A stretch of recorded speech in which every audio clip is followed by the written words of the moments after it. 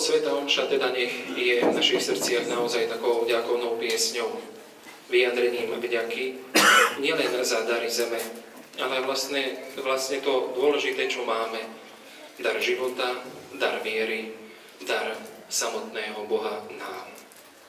Pripravme sa teda na slávenie tejto svätej omše úprimnou ľutosťou nad svojimi hriechmi a pokleskami.